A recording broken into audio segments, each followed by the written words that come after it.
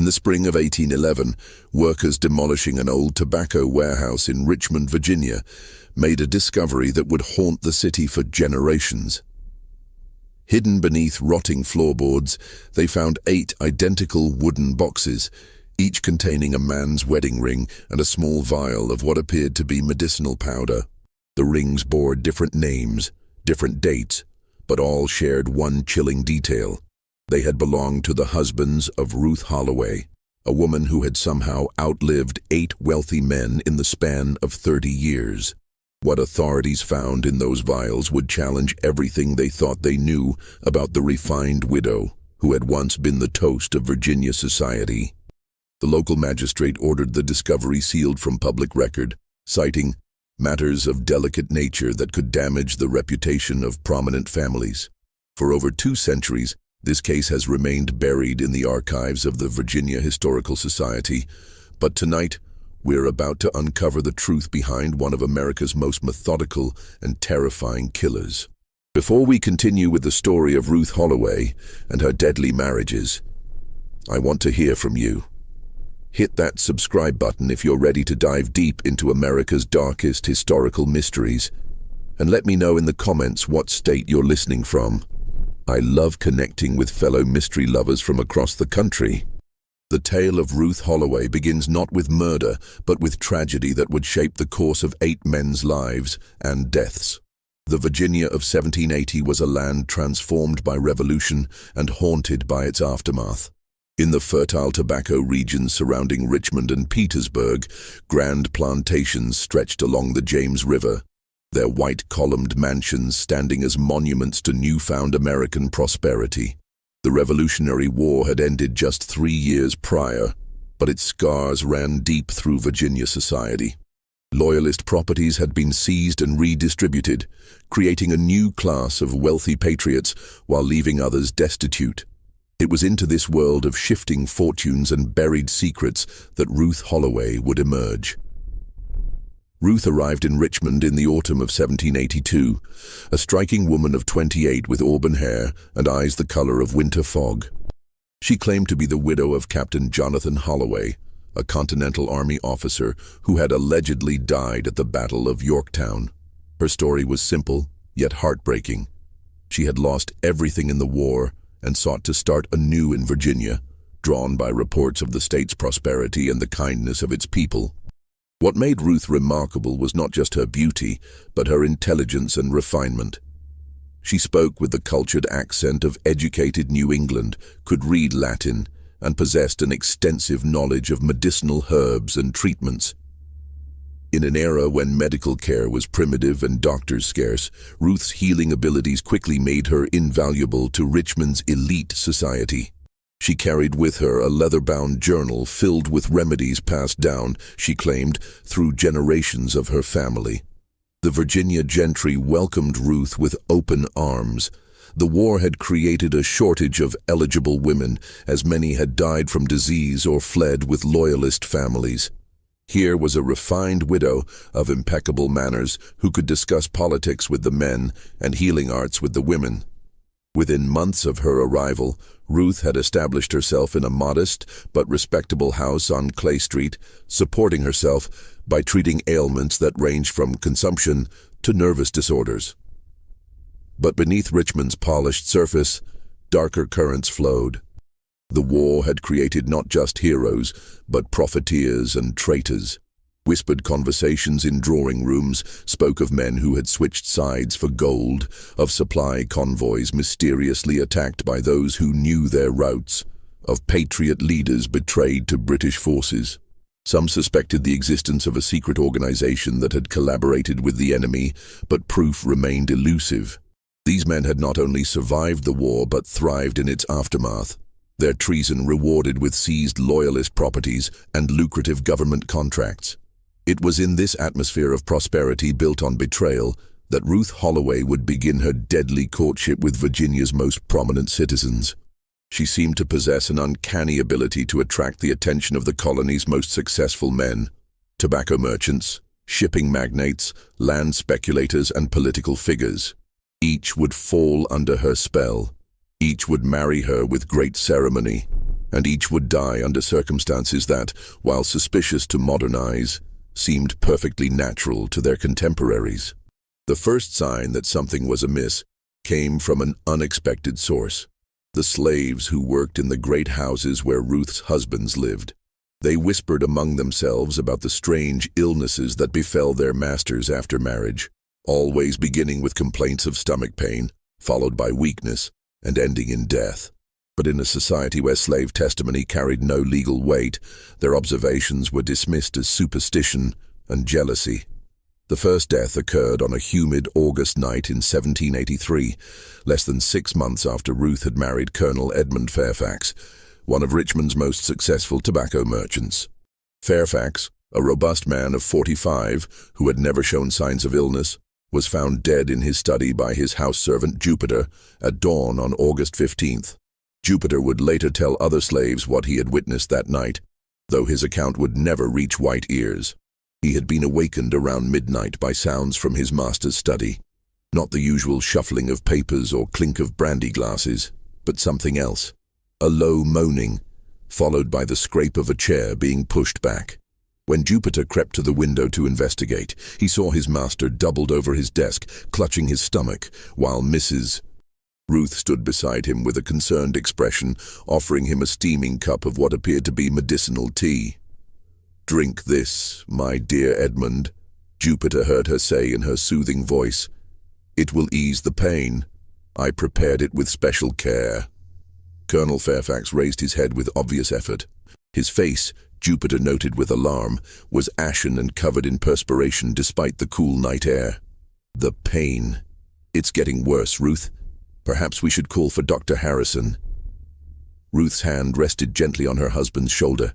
"Nonsense, darling. Dr. Harrison is miles away, and besides, this remedy has been used in my family for generations. Trust me." Her voice carried that same melodic quality that had charmed Richmond society. But in the darkness, Jupiter detected something else beneath it, a note of insistence that brooked no argument. The colonel drank from the cup, and within minutes his moaning intensified. Jupiter watched in horror as his master convulsed once, twice, then collapsed forward onto his desk, sending papers and inkwells scattering to the floor. Ruth stood perfectly still for a long moment, watching. Then, with movements that seemed oddly calm for a woman who had just witnessed her husband's apparent death throes, she retrieved the cup, rinsed it thoroughly in a basin of water she had apparently prepared in advance, and only then began to scream for help. When Dr. Harrison arrived at dawn, he found Ruth in a state of convincing grief, clutching her husband's body and weeping inconsolably. The symptoms she described were consistent with acute gastric distress, possibly brought on by tainted food or nervous excitement. Colonel Fairfax had been involved in some contentious business dealings recently, she explained, and had complained of stomach problems for several days. Dr. Harrison's examination revealed nothing unusual. The colonel's body showed no signs of violence, and the gastric symptoms Ruth described were common enough in the Virginia climate, where spoiled food and impure water frequently caused similar ailments. He recorded the cause of death as acute gastric fever and offered his condolences to the grieving widow. What Dr. Harrison didn't know, and what Ruth had counted on, was that the medicinal knowledge she claimed as family tradition actually came from a far more sinister source. During her journey to Virginia, Ruth had spent several weeks in Philadelphia, where she had developed an intimate relationship with a disgraced physician named Dr. Marcus Wainwright. Wainwright had been expelled from practice after experimenting with various plant extracts as means of causing untraceable deaths. His research, conducted in secret and never published, had identified several native plants that could produce symptoms mimicking common illnesses while leaving no trace in the body after death.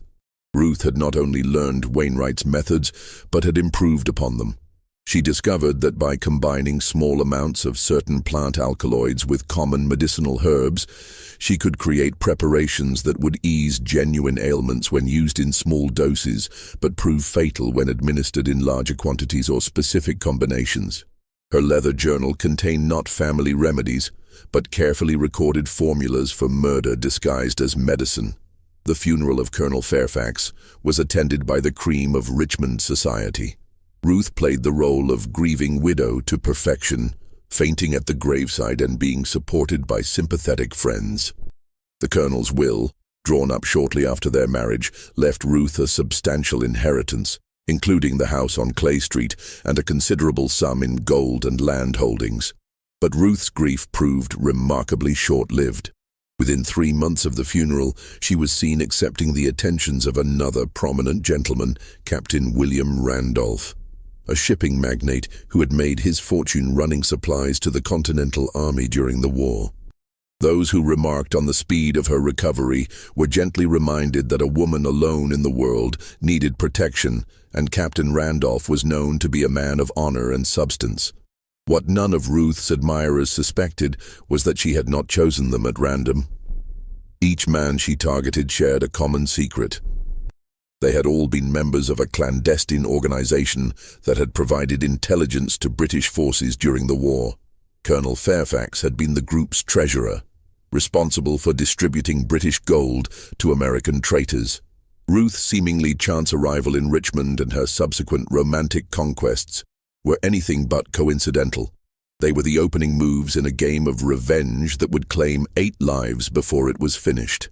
Captain William Randolph's death, barely 8 months after his marriage to Ruth in January 1784, followed an eerily similar pattern. The robust sea captain, known for his iron constitution and ability to weather the worst storms along the Atlantic coast, succumbed to what Dr. Harrison diagnosed as bilious fever after 3 days of intense stomach pain and weakness. By now, Jupiter had been sold to another household, but the slave community maintained its own network of information. Word spread quickly about the strange coincidence of another of Mrs. Ruth's husbands dying of stomach ailments. Old Caesar, who worked in the Randolph household, reported similar observations to those Jupiter had made, his master falling ill after accepting medicinal tea from his wife. Ruth's unnaturally calm demeanor during the crisis, and her insistence that no other physician be called. But it was Caesar who made a discovery that would prove crucial to understanding Ruth's methods. While cleaning the captain's study after his death, Caesar found a small vial hidden behind a loose board in the wall. The vial contained a fine white powder that smelled faintly of almonds and bitter herbs. When he showed it to Jupiter during a chance meeting at the Richmond market, the older slave's face went pale. "Same thing I seen at Colonel Fairfax's house," Jupiter whispered, glancing around nervously. "Found one just like it in the kitchen after the master died. When I showed it to the cook, she made me throw it in the river and told me never to speak of it." The slaves began to keep their own careful records, passing information through their community network. They noted that Ruth always insisted on personally preparing her husband's medicines, that she kept her supplies locked in a special chest that she never allowed servants to handle, and that she had an unusual knowledge of plants that grew wild in the Virginia countryside. Most disturbing of all, they observed that Ruth would often take long walks alone in the forests surrounding Richmond, returning with baskets of what appeared to be common herbs, but which she guarded jealously. Meanwhile, Ruth's position in Richmond society grew stronger with each tragedy. Captain Randolph's will had left her even wealthier than before, and her reputation as a devoted wife who had suffered terrible losses earned her widespread sympathy. The leading families of Virginia competed to include her in their social circles, viewing her as both an object of pity and a desirable addition to their gatherings. Ruth's third husband was Judge Thomas Henley, a prominent member of the Virginia House of Delegates and one of the architects of the state's new legal system. Their courtship was brief but passionate, with the judge declaring that Ruth had restored his faith in love after the death of his first wife during the war. They married in June 1785, in a ceremony that was considered one of the social events of the season. Judge Henley survived exactly 7 months. His death in January 1786 was particularly shocking because it occurred during a dinner party at their home, with a dozen of Richmond's most prominent citizens as witnesses. Henley had been in excellent health and high spirits throughout the evening, regaling his guests with stories of the constitutional conventions and his hopes for Virginia's future. It was only after Ruth served him a special digestive tonic, prepared, she explained, according to a recipe her late mother had used for her father, that the judge began to show signs of distress. Dr. Harrison, now the third time called to treat one of Ruth's husband's fatal illnesses, began to harbor private suspicions. But suspicion was not evidence, and Ruth's behavior remained beyond reproach. She had witnesses to her husband's illness, she had never been alone with him during his final hours, and the symptoms were consistent with any number of natural ailments. Moreover, she was a woman of impeccable reputation, wealth, and social standing. To accuse her of murder would require proof that simply didn't exist, at least not in any form that the legal system would recognize. The pattern continued with ruthless precision. Husband number 4 was plantation owner George Carrington, who died of acute dyspepsia in 1787. Number 5 was merchant Samuel Bradford, who succumbed to nervous fever in 1788. Number 6 was banker Edward Custis, dead of gastric apoplexy in 1789. Each death made Ruth wealthier and more powerful. Each funeral saw her grief grow more theatrical, and each new marriage brought fresh whispers of coincidence that seemed too remarkable to be natural. It was after the death of Edward Custis that a pattern began to emerge among those who paid careful attention. Dr. Marcus Wainwright, the disgraced physician Ruth had known in Philadelphia, had arrived in Richmond in late 1789, claiming to seek a fresh start in Virginia. He rented a small house on the outskirts of town and lived quietly, seeing few patients and keeping largely to himself. But Caesar, now working for a family near Wainwright's residence, noticed that Ruth made regular visits to the doctor's house, always arriving at dusk and leaving after dark. What Caesar couldn't know was that these visits were not social calls, but business meetings. Wainwright had discovered Ruth's true identity through his own sources and had come to Richmond not seeking redemption, but seeking profit. He knew what Ruth was doing and why, and he wanted his share of the wealth she was accumulating. Their arrangement was simple. He would continue to provide her with new and improved methods of poisoning, and she would pay him a percentage of each inheritance. But Wainwright had made a fatal miscalculation. He assumed that because Ruth needed his expertise, she would continue to tolerate his demands for money and his increasingly bold suggestions that they expand their operations to other cities. He failed to understand that Ruth's murders were not motivated by simple greed, but by a desire for justice that burned with an intensity that would not be compromised by a partner's avarice. The mysterious deaths that had begun with Colonel Fairfax were building toward a climax that would shake the foundations of Virginia society.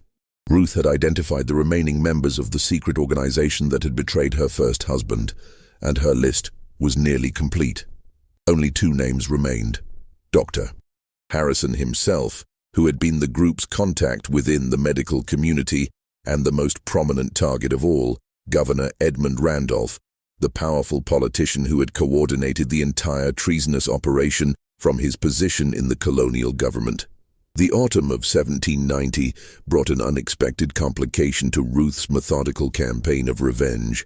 A new arrival in Richmond society would prove to be both her greatest challenge and the key to understanding the full scope of her deadly plan. Captain Jonathan Hale was a former Continental Army intelligence officer who had been investigating wartime treason cases for the federal government. Officially, he was in Richmond to settle property disputes arising from Loyalist confiscations. Unofficially, he had been tracking rumors of a secret organization that had provided British forces with American military intelligence during the war. His investigation had led him to identify several members of this treasonous network, and he had noted with interest that many of them had died under mysterious circumstances in recent years. What made Captain Hale particularly dangerous to Ruth was his military training in recognizing patterns and his access to intelligence files that contained information about suspected traitors. Unlike the local authorities, who saw only a series of unfortunate coincidences, Hale began to see connections that pointed toward a deliberate campaign of elimination. Hale's first significant discovery came through his friendship with Dr. Harrison. During a casual conversation about the unusual number of prominent men who had died of stomach ailments in recent years, the doctor mentioned his growing unease about the pattern of deaths among Ruth's husbands. What particularly troubled Harrison was that each victim had died despite receiving what appeared to be appropriate medical care from their devoted wife. "It's most peculiar, Jonathan," Dr. Harrison confided during a private dinner at his home. "Mrs. Holloway seems to have the most dreadful luck with husbands, yet she's one of the most attentive wives I've ever encountered. She knows more about medicinal treatments than many physicians, and she's always eager to help with the care of her ailing spouses. If I didn't know better, I'd swear she was trying to save them rather than—" He paused, unwilling to voice his suspicions aloud. Captain Hale leaned forward with interest. "Rather than what, Doctor?" Harrison shook his head. "Forgive me. I shouldn't speak ill of a woman who has suffered such terrible losses. It's just that in 30 years of practice, I've never seen such a concentrated series of similar deaths in one family." That night, Hale began his own investigation into Ruth Holloway's background. What he discovered sent chills down his spine. There was no record of Captain Jonathan Holloway in Continental Army files. No officer by that name had died at Yorktown or any other battle. The woman calling herself Ruth Holloway had appeared in Richmond with a completely fabricated identity, and her true origins remained a mystery. Meanwhile, Ruth had identified her seventh target, Merchant Prince Alexander Fitzhugh, one of the wealthiest men in Virginia and a secret member of the treasonous organization she was systematically destroying. Fitzhugh had made his fortune by providing British forces with information about American supply convoys, enabling enemy raids that had cost hundreds of Patriot lives. His betrayal had been particularly heinous because he had used his position as a supplier to the Continental Army to gather intelligence on American movements and weaknesses. Ruth's courtship of Fitzhugh began in the winter of 1790 and followed her established pattern. She presented herself as a lonely widow in need of companionship and protection, while gradually revealing her extensive knowledge of business and finance. Fitzhugh, a widower himself, was charmed by her combination of vulnerability and intelligence. Within 3 months he had proposed marriage, but this time Ruth faced unexpected scrutiny. Captain Hale had quietly alerted several prominent citizens to his suspicions about the mysterious widow, and word had begun to spread through Richmond's tight-knit elite society. When Fitzhugh announced his engagement to Ruth, several of his friends urged caution.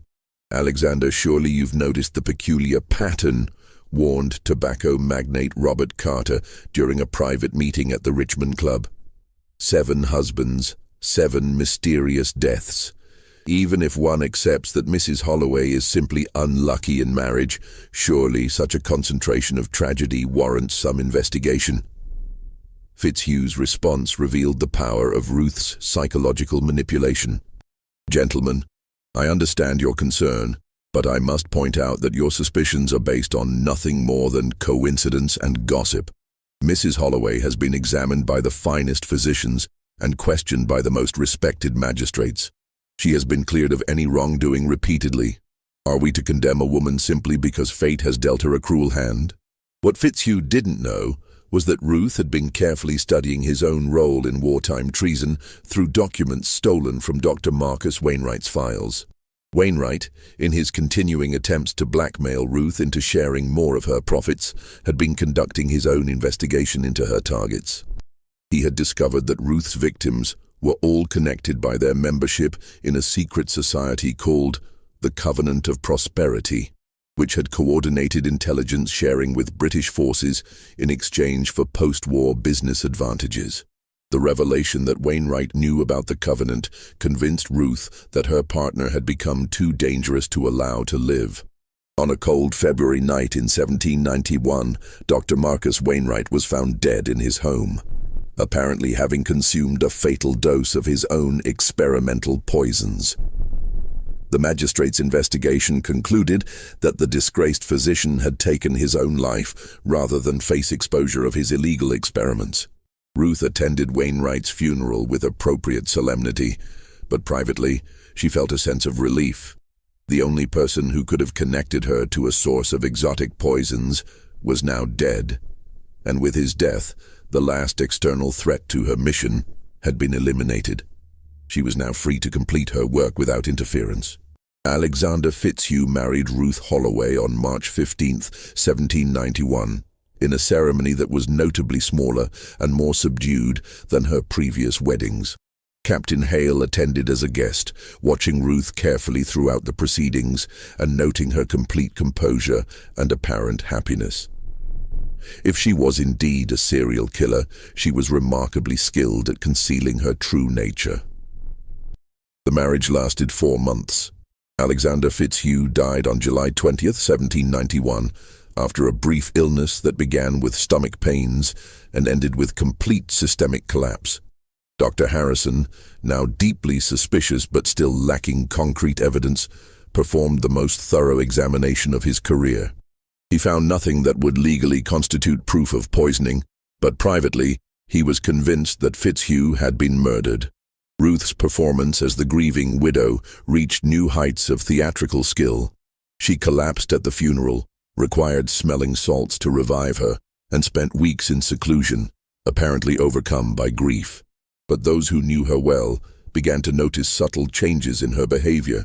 She seemed more confident, more imperious, and less concerned with maintaining the facade of helpless femininity that had served her so well in the past. With Fitzhugh's death, Ruth had accumulated a fortune that made her one of the wealthiest women in Virginia.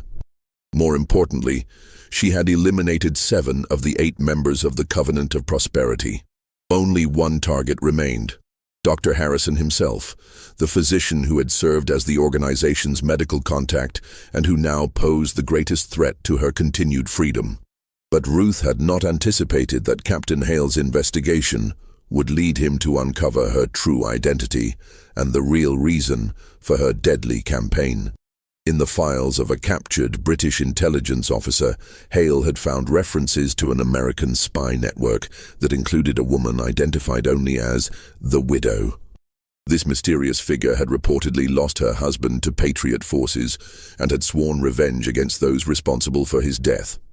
Cross-referencing this information with military records, Hale made a shocking discovery. Captain Jonathan Holloway had indeed existed, but he had been a British spy operating under deep cover within the Continental Army. He had been captured and executed by American forces in 1779 after being betrayed by members of his own spy network, the same network that would later become the Covenant of Prosperity. Ruth Holloway was not seeking justice for Patriot betrayal. She was seeking revenge for the death of a traitor. Her husband had been a British agent, and his execution had been both legal and justified. The members of the Covenant had betrayed him not to the British, but to the Americans, seeking to eliminate a competitor who knew too much about their own treasonous activities. This revelation changed everything about the case, but it also made Ruth infinitely more dangerous. She was not a grieving Patriot widow seeking to punish traitors. She was a British loyalist executing American heroes who had helped win the war for independence. Her campaign of murder was not justice, but treason itself. Captain Hale's discovery of Ruth's true identity came at a critical moment, for he learned that she had already begun her final courtship. Her 8th and last target was not Dr. Harrison, as Hale had expected, but Governor Edmund Randolph himself, the most powerful man in Virginia and the secret leader of the Covenant of Prosperity. The governor's interest in Ruth had been carefully cultivated over several months. She had positioned herself at social events where she knew he would be present, had arranged to be introduced by mutual friends, and had gradually revealed herself to be a woman of extraordinary intelligence and refinement. Unlike her previous targets, Governor Randolph was already married, but Ruth had observed that his wife was frequently ill and confined to bed rest. Ruth's approach to Randolph was different from her previous campaigns. Rather than presenting herself as a vulnerable widow in need of protection, she portrayed herself as a woman of independent means who could be a valuable political ally. She demonstrated an impressive knowledge of Virginia politics and showed herself to be a shrewd judge of character and opportunity. In short, she made herself indispensable to a man whose ambitions extended far beyond the governor's mansion. What made this courtship particularly dangerous was that Governor Randolph was himself a man of considerable intelligence and experience. He had survived the treacherous currents of revolutionary politics, had helped draft the Constitution, and had built a network of allies and informants throughout Virginia and beyond. If anyone could recognize Ruth's true nature, it would be him. But Ruth had one crucial advantage. She knew exactly what kind of man Randolph was beneath his public persona, while he saw her only as she chose to present herself. Through her research into the Covenant of Prosperity, Ruth had learned that Randolph's treason during the war had been motivated not by ideology, but by pure ambition. He had provided British forces with intelligence because he believed the revolution would fail and wanted to position himself advantageously in the post-war world. When it became clear that the Americans would win, he had betrayed his British contacts to save his own reputation. In the spring of 1792, Governor Randolph's wife died of consumption after a long illness. Ruth attended the funeral and offered her condolences with perfect propriety. She then withdrew from social activities for several weeks, ostensibly to avoid any appearance of impropriety during the governor's period of mourning. During this interlude, Captain Hale made a desperate attempt to warn Governor Randolph about Ruth's deadly history. He requested a private meeting and laid out his evidence: the suspicious pattern of deaths, Ruth's fabricated identity, and the connection between her victims and wartime treason. But Hale's revelations had an unexpected effect on the governor. Rather than being alarmed by Ruth's murderous past, Randolph was impressed by her skill and determination. Here was a woman who had successfully eliminated 7 men without ever being caught or even seriously suspected by the legal authorities. Her methods were subtle, her planning meticulous, and her execution flawless. Instead of seeing her as a threat, he began to view her as a potential asset. "Captain Hale," the governor said after listening to the intelligence officer's warnings, "I appreciate your concern for my safety, but I believe you may have misunderstood Mrs. Holloway's situation. If she has indeed been eliminating enemies of the state, men who betrayed their country during the war, then she has been performing a valuable service. Perhaps it is time someone recognized her patriotic contributions rather than viewing them with suspicion." Hale left the meeting with a growing sense of dread. Governor Randolph had not only dismissed his warnings, but seemed actively interested in allying himself with a known killer. The implications were terrifying. If Ruth and the governor joined forces, they could eliminate anyone they chose to target, using the full resources of the state government to cover their tracks. What Captain Hale didn't know was that Governor Randolph had already begun his own investigation into Ruth's background, and his findings had led him to a very different conclusion about her motives. Through his network of informants, he had learned about her true identity and her connection to the executed British spy, Jonathan Holloway. He knew that Ruth was seeking revenge against the members of the Covenant, and he knew that he was likely her final target. But instead of fleeing or seeking protection, Governor Randolph decided to confront Ruth directly. He believed that her desire for revenge could be redirected toward more useful targets, and that her skills as an assassin could serve his political ambitions. In his mind, Ruth Holloway was not a threat to be eliminated, but a weapon to be controlled. The confrontation came during a private dinner at the governor's mansion in June 1792.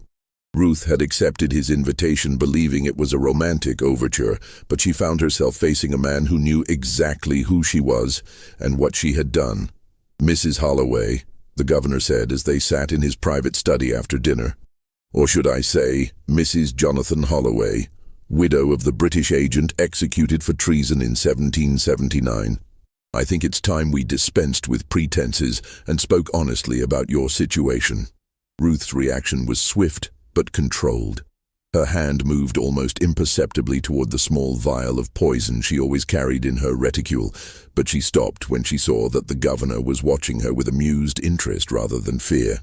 "I see you understand each other," Randolph continued. "Good. That will make our negotiation much simpler. You see, my dear, I know all about your campaign of revenge against the members of the Covenant of Prosperity. I know that you've successfully eliminated 7 of the 8 members, and I know that you believe me to be the 8th and final target on your list." Ruth's gray eyes never left his face as she spoke for the first time since his revelation. "And are you not afraid, Governor? You betrayed my husband to save yourself, and you've watched me kill 7 men without lifting a finger to warn them or stop me. What makes you think I won't complete my work tonight?" Randolph smiled coldly. "Because, my dear Mrs. Holloway, you need me alive more than you need me dead. You see, there were not 8 members of the Covenant of Prosperity. There were 9. The revelation hit Ruth like a physical blow. For over a decade, she had believed that her list was complete, that eliminating the 8 members of the Covenant would satisfy her need for vengeance. Now she learned that there was one more traitor, one more target, one more death required to complete her mission. "Who?" she whispered, her composure finally beginning to crack. "Captain Jonathan Hale," the governor replied. "The man who has been investigating your activities with such dedication. He was the Covenant's intelligence analyst, the one who identified your husband as a security risk and recommended his elimination. He's been hunting you not out of duty to justice, but out of fear that you would eventually discover his role in your husband's death." Just when we thought we'd seen it all, the horror in Richmond intensifies. If this story is giving you chills, share this video with a friend who loves dark mysteries. Hit that like button to support our content, and don't forget to subscribe to never miss stories like this. Let's discover together what happens next in this deadly game of revenge and betrayal. The game between Ruth Holloway and Governor Randolph was about to enter its final and most dangerous phase, with Captain Hale as the unwitting prize in a contest between 2 of the most ruthless killers in American history. Governor Randolph's revelation about Captain Hale transformed Ruth's mission from a simple quest for revenge into a complex web of betrayal and counter-betrayal that would test her skills against the most dangerous opponent she had ever faced. But the governor had miscalculated Ruth's psychology. He assumed that her desire for complete vengeance would make her willing to accept him as a partner. Instead, it only intensified her determination to eliminate every member of the conspiracy that had destroyed her life. "You propose an alliance, Governor," Ruth said, her voice steady despite the shock of learning about Hale's true identity. "But what assurance do I have that you won't betray me as you betrayed my husband, as you betrayed the British, as you betrayed your fellow conspirators?" Randolph leaned back in his chair, studying Ruth with the calculating gaze of a man accustomed to measuring the worth and danger of potential allies and enemies. "Because, my dear, we each possess information that could destroy the other. You know about my wartime activities, and I know about your campaign of murder. We are bound together by mutual assured destruction." But Ruth had already made her decision. The conversation with Randolph had served its purpose. She now knew the identity of her 9th and final target, and she had confirmed that the governor was indeed as ruthless and immoral as she had suspected. There would be no alliance, no partnership, no shared future. There would only be death. What followed was a deadly game of cat and mouse that played out over several weeks in the summer of 1792. Ruth appeared to accept Randolph's proposal while secretly preparing to eliminate both him and Captain Hale. The governor, meanwhile, believed he had successfully recruited a valuable assassin while planning to eliminate her once she had served his purposes. Captain Hale, unaware that his true identity had been discovered, continued his investigation into Ruth's activities. He had begun to compile evidence that he hoped would be sufficient to bring charges against her, including testimony from several slaves who had witnessed suspicious activities in the households where Ruth's husbands had died.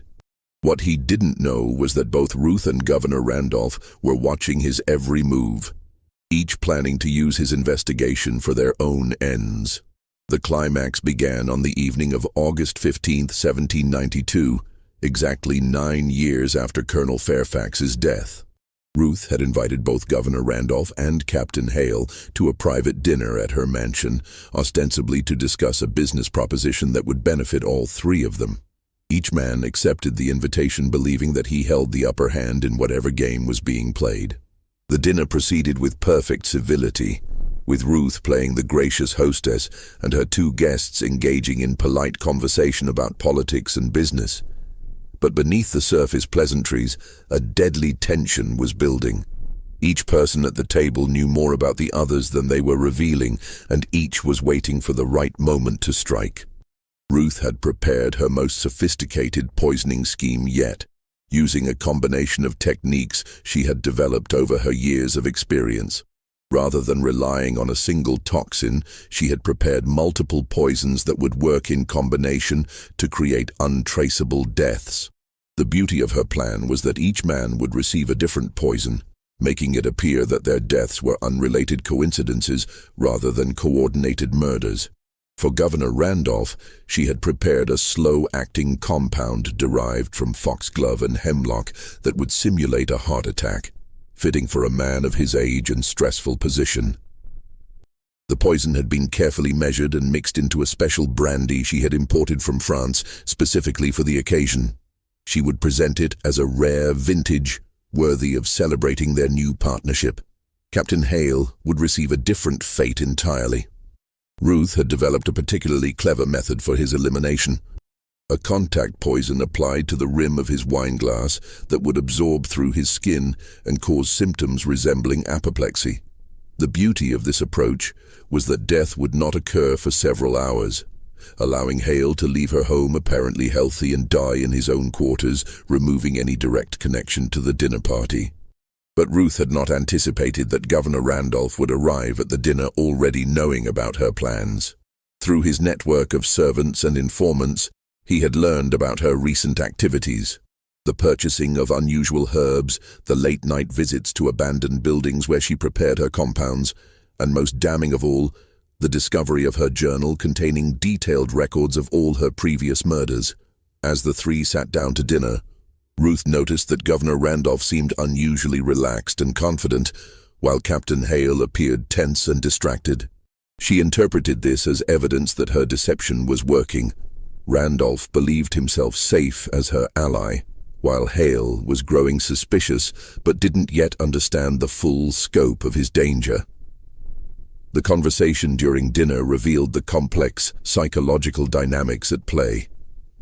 Ruth spoke eloquently about the nature of justice and revenge, weaving philosophical observations into seemingly casual remarks. "I've always believed," she said while serving the main course, "that those who betray trust deserve to face the consequences of their actions, no matter how much time has passed." Governor Randolph nodded approvingly. "Indeed, Mrs. Holloway, justice delayed is not justice denied, particularly when the delay serves to make the eventual reckoning more complete." Captain Hale, increasingly uncomfortable with the direction of the conversation, attempted to steer the discussion towards safer topics. "Surely we can agree that revenge, however justified it might seem, is ultimately destructive to both the avenger and society as a whole. The rule of law exists precisely to prevent individuals from taking justice into their own hands." Ruth's smile was cold as she responded, "But Captain, what happens when the law itself has been corrupted by those who deserve punishment? What recourse remains for those who have been wronged when the very institutions meant to provide justice are controlled by the guilty?" It was at this moment that Captain Hale realized he was not merely a guest at this dinner, but a target. The philosophical discussion was not abstract. It was Ruth's way of explaining why she intended to kill him.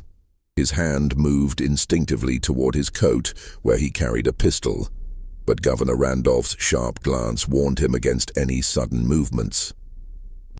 "Gentlemen," Ruth said, rising from her seat with graceful composure, I believe it's time we move to the library for brandy and honest conversation. I have something special I'd like to share with you both." As they moved to the library, each person was acutely aware that they were walking into the final confrontation of a deadly game that had been building for over a decade. Ruth had positioned herself between her two targets and the door, cutting off their most obvious escape route. Governor Randolph noted the strategic positioning, but remained confident in his ability to outmaneuver a woman he still viewed as a useful but ultimately expendable tool. Captain Hale, now certain of his danger, was calculating the odds of survival if he made a desperate attempt to fight his way out. The library where Ruth had chosen to stage her final scene was perfectly appointed for her purposes. Heavy curtains blocked the windows, muffling sound from the street. The servants had been dismissed for the evening, ensuring no witnesses to whatever was about to unfold. Most importantly, Ruth had prepared the room with everything she would need to dispose of two bodies and create convincing explanations for their deaths. "Now then," Ruth said as she moved to a sideboard laden with crystal decanters, "I promised you both honest conversation, and I intend to deliver. Governor Randolph, you believe you have successfully manipulated me into becoming your personal assassin. Captain Hale, you believe you have gathered enough evidence to bring charges against me for the murder of my 8 husbands. You are both correct in your assessments, and you are both fatally wrong in your assumptions about what I intend to do with this knowledge." She turned to face them, holding 2 glasses of what appeared to be expensive French brandy. "The truth is that neither of you will leave this room alive tonight. Governor Randolph, you will die because you were the leader of the conspiracy that murdered my husband. Captain Hale, you will die because you were the intelligence analyst who identified him as a security risk. Your deaths will complete my mission and provide me with the justice I have sought for 13 long years." Governor Randolph's composure finally cracked as he realized that his manipulation had failed completely. "Mrs. Holloway, I think you underestimate the consequences of murdering a sitting governor. My death will not go unnoticed or uninvestigated. You cannot simply add me to your list of victims and expect to escape scrutiny." Ruth's laugh was genuinely amused. "Governor, I have killed 8 prominent men without ever being seriously suspected of a crime. I have accumulated a fortune, established myself in the highest levels of society, and eliminated nearly all of my enemies while maintaining a reputation as a grieving widow deserving of sympathy and protection. What makes you think that killing you and Captain Hale will present any greater challenge?" Captain Hale, his military training finally overcoming his shock, made his move. Rather than attempting to flee or negotiate, he lunged toward Ruth, hoping to disarm her before she could administer whatever poison she had prepared. But Ruth had anticipated this possibility and was ready for him. As Hale charged toward her, Ruth threw the contents of 1 brandy glass directly into his face. The liquid contained not poison, but a powerful irritant derived from native Virginia plants that would cause temporary blindness and severe pain. As Hale stumbled backward, clawing at his burning eyes, Ruth drew a small pistol from beneath her shawl, a weapon she had taken from one of her previous victims and kept for emergencies. Governor Randolph, seeing his opportunity, attempted to tackle Ruth while she was focused on Hale. But he had severely underestimated both her physical capabilities and her preparation for this moment. Ruth spun toward him with fluid grace, bringing the pistol to bear on his chest. "I don't think so, Governor," she said calmly. "After all these years of planning, I'm not about to let either of you spoil my moment of triumph." The confrontation that followed revealed the full extent of Ruth's transformation from grieving widow to calculating killer. She had become something far more dangerous than a simple poisoner. She was a strategist who had spent over a decade perfecting not just her methods of murder, but her understanding of human psychology and the weaknesses that could be exploited in even the most powerful men. "You want to know the truth about your precious covenant of prosperity?" Ruth asked, keeping the pistol trained on Randolph while ensuring she could see Hale, who was slowly recovering from the attack on his eyes. It wasn't a patriotic organization working to eliminate British spies. It was a group of ambitious men who sold information to whoever paid the most, switching sides whenever it served your interests. You betrayed my husband, not because he was a threat to American independence, but because he had discovered evidence of your own treason and was preparing to expose you to both sides. Governor Randolph's face went pale as Ruth revealed her knowledge of the Covenant's true activities. How could you possibly know that? Those records were destroyed years ago. Ruth smiled coldly. Governor, you made the mistake of assuming that a woman motivated by love and grief would be less thorough in her research than a man motivated by political ambition.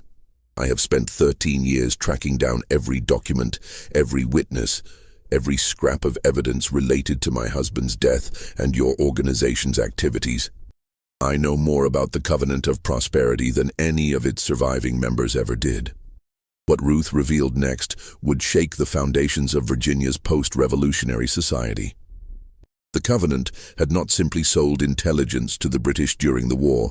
They had orchestrated a complex scheme to profit from both sides of the conflict while positioning themselves advantageously regardless of the outcome. They had stolen supplies meant for Continental Army, sold strategic information that led to American defeats, and eliminated competitors who threatened their monopoly on corruption.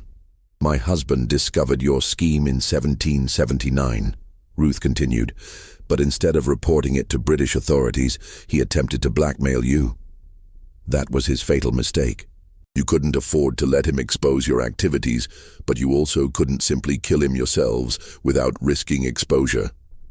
So you betrayed him to the Continental Army as a British spy, knowing that patriot justice would eliminate your problem while making you appear loyal to the American cause. Captain Hale, his vision gradually clearing, finally understood the full scope of what had been happening around him for the past decade. "Dear God," he whispered, "you're not seeking justice for British loyalists. You're seeking revenge for the corruption that killed your husband." Ruth nodded approvingly. "Finally, Captain, you understand. Jonathan was indeed a British agent, but he was also my husband and the father of the child I lost when I fled after his execution. Your conspiracy didn't just kill him. It destroyed everything I had built, everything I loved, everything that gave meaning to my life. You turned me into the weapon I have become." The psychological portrait that emerged during this confrontation revealed Ruth Holloway as something unprecedented in American criminal history. A woman who had systematically dismantled an entire conspiracy network through patience, intelligence, and an understanding of human nature that bordered on the supernatural. She had not simply killed her targets, she had studied them, understood their weaknesses, and used their own character flaws to orchestrate their destruction. Governor Randolph, in a desperate attempt to save his life, made one final offer. "Mrs. Holloway, if you spare me, I can give you something more valuable than revenge. I can give you power. With my political connections and your unique skills, we could control not just Virginia, but influence the entire federal government. Think of what we could accomplish together." Ruth's response revealed the depth of her commitment to her mission and her complete transformation from the vulnerable widow she had once appeared to be. "Governor, you still don't understand what drives me. This was never about power or wealth or position in society. This was about love. Love for a man you murdered, love for a life you destroyed, love for justice that your corrupt system could never provide. Power corrupts, as you have so thoroughly demonstrated. But love endures, and love demands satisfaction." Okay, the final moments of the confrontation unfolded with the precision and inevitability of a perfectly planned execution. Ruth had orchestrated every detail of this evening, not just to kill her final targets, but to ensure that their deaths would appear to be the result of their own actions rather than her intervention. The bodies of Governor Edmund Randolph and Captain Jonathan Hale were discovered the following morning by servants arriving to prepare the mansion for the day. The scene that greeted them appeared to tell a clear and tragic story. The two men had apparently engaged in a violent confrontation that had ended with both their deaths. Governor Randolph was found in the library with a bullet wound to the chest, Captain Hale's pistol clutched in his hand. Captain Hale lay nearby, apparently having succumbed to a combination of chemical burns to his face and a severe blow to the head from a heavy crystal decanter that lay shattered beside his body. The room showed signs of a desperate struggle, with furniture overturned and papers scattered across the floor. Ruth Holloway was discovered bound and gagged in a closet off the library, apparently having been imprisoned there during the confrontation between the two men. When released by the horrified servants, she collapsed in apparent shock and grief, unable for several minutes to coherently explain what had happened. When Dr. Harrison arrived to examine the bodies and interview Ruth, her account of the evening's events was both heartbreaking and convincing.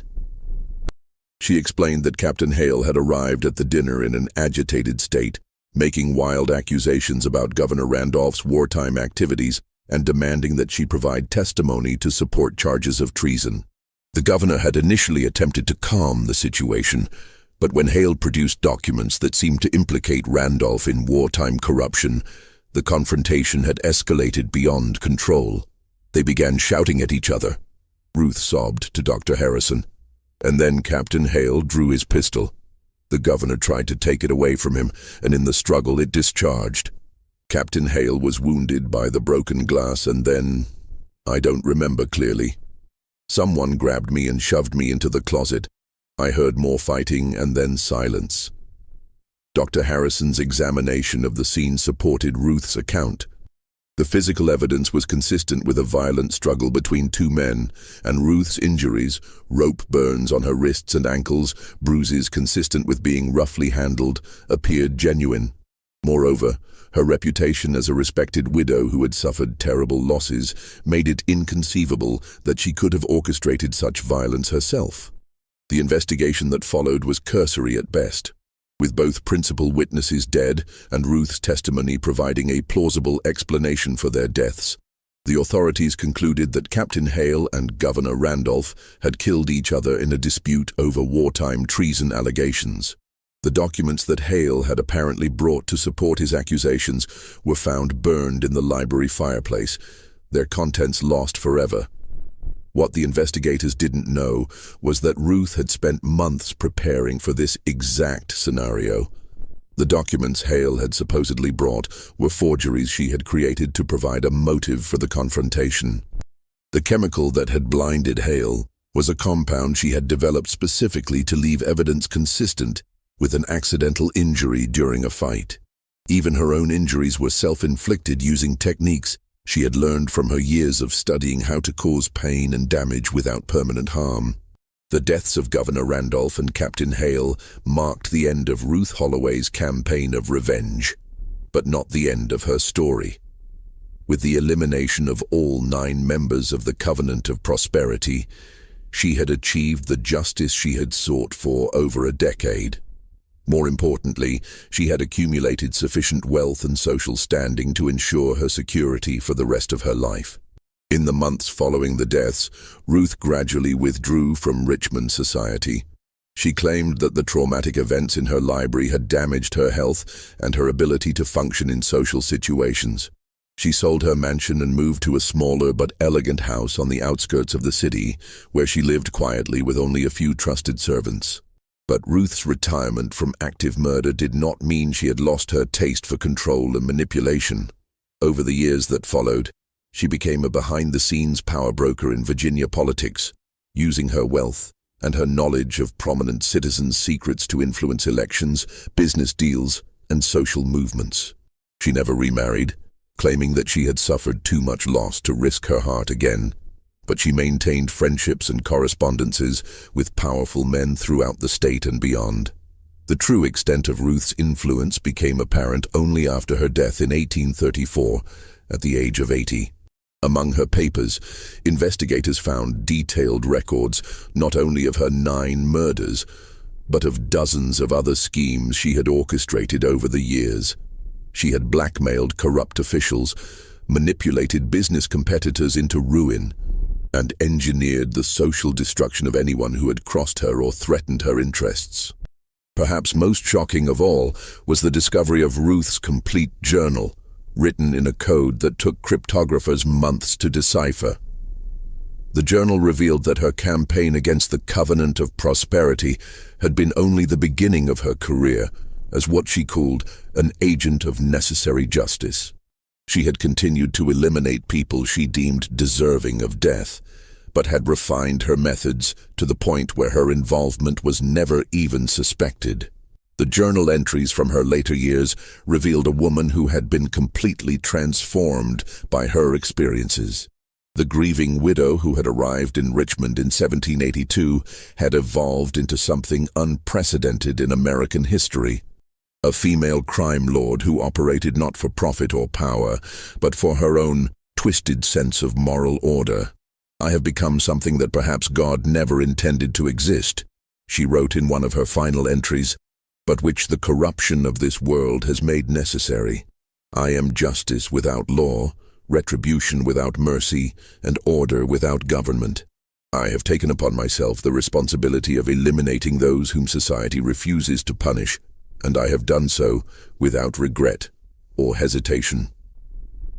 The discovery of Ruth's journal created a sensation in Virginia society, but it also presented authorities with an impossible problem. Many of the people she claimed to have killed had died so long ago that no investigation was possible. Others had been prominent citizens whose reputations could not be tarnished without causing serious political and social upheaval. In the end, the decision was made to seal the journal and classify the entire case as a matter of state security. The story of Ruth Holloway remained buried in the archives of the Virginia Historical Society for nearly 2 centuries, surfacing only occasionally in the research of historians studying the post-revolutionary period. But those few scholars who encountered her case were invariably struck by the methodical nature of her crimes and the psychological sophistication of her methods. Modern forensic experts who have studied Ruth's techniques have concluded that she was far ahead of her time in understanding how to commit undetectable murders. Her use of plant-based toxins, her manipulation of crime scenes, and her ability to create false identities and motives would not be equaled by criminal investigators until the late 20th century. But perhaps the most disturbing aspect of Ruth Holloway's story is not her skill as a killer, but her success as a manipulator of public perception. For over 50 years, she maintained her reputation as a tragic figure, deserving of sympathy and protection, while secretly operating as one of the most prolific murderers in American history. She proved that the most dangerous criminals are not those who operate outside society, but those who learn to control society from within. The implications of her case continue to resonate with law enforcement professionals and psychologists today. Ruth Holloway demonstrated that the combination of intelligence, patience, and complete moral flexibility could allow a single individual to subvert an entire social system for personal ends. She created a template for psychological manipulation and systematic murder that has been studied and copied by criminals ever since. This mystery shows us how revenge, when pursued with methodical intelligence and unlimited patience, can corrupt even the most refined exterior into something monstrous. Ruth Holloway's transformation from grieving widow to calculating killer reveals the terrifying potential that lies dormant within seemingly civilized society. What do you think of this story? Do you believe someone could really carry out such an elaborate campaign of revenge without being detected? Could Ruth's methods work in today's world, or would modern investigative techniques have caught her? Leave your comment below and share your theories. If you enjoyed this tale and want more historical horror stories like this, subscribe, hit the notification bell, and share with someone who loves dark mysteries. Until next time, remember that the most dangerous predators are often those who appear most civilized, and the greatest crimes are those that history chooses to forget. See you in the next video.